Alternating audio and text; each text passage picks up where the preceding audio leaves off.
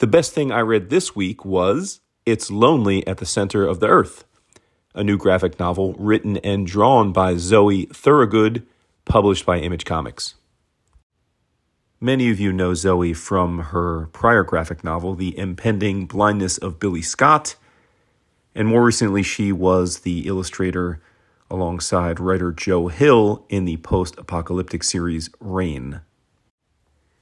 It's Lonely at the Center of the Earth was pitched as an autobiographical comic looking at 6 months of Zoe's own life during the pandemic. And while that's very much a true description, it's actually much more than that.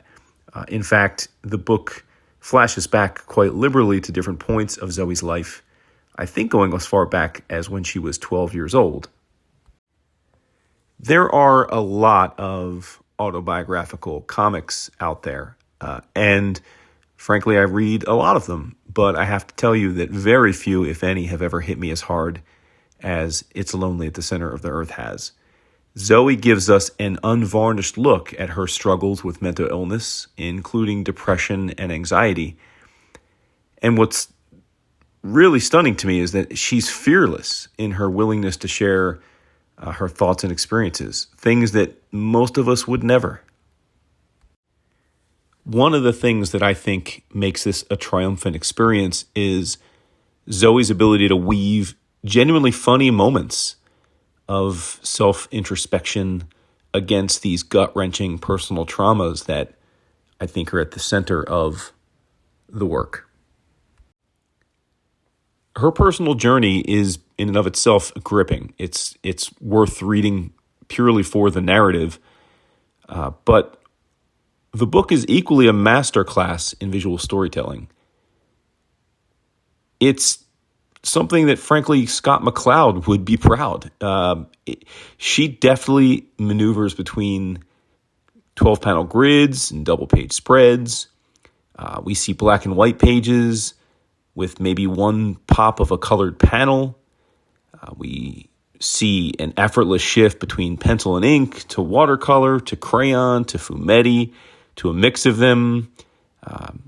Some pages are brightly colored full bleed, while others are stark black and white images with the majority of the page just being white space.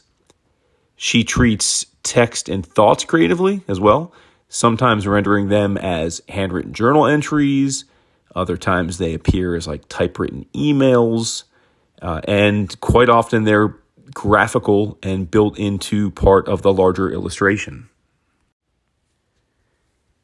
The vast majority of the people in the book are rendered anthropomorphically, and they range from her lover, who is a male cat, to her best friend, who has a pigeon head. But perhaps the most interesting part of the book visually is the way that Zoe chooses to render herself. She uses a range of images to portray her at different points of her life or in different emotional states. There's a cartoony, like children's book style squat 12-year-old. There's the realistic rendering that looks like she's just drawing from a picture of herself. And the most common version is this bald, simplistic round head, kind of like the faces you'd see on one of those emoji buttons. The emotional rawness of what Zoe shares with us is bordering on uncomfortable.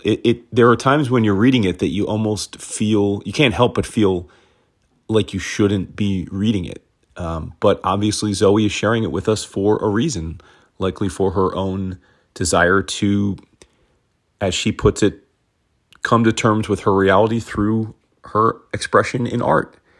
And we're all the better for it. Not only is this the best thing I read this week, it's one of the best things I've read all year. It's an absolute masterpiece. And I think even though Zoe is quote unquote only in her early 20s, I think with this book, she steps in right alongside the likes of Marjane Satrapi, Alison Bechdel, and Tilly Walden. And I think that she's got a long and amazing career ahead of her.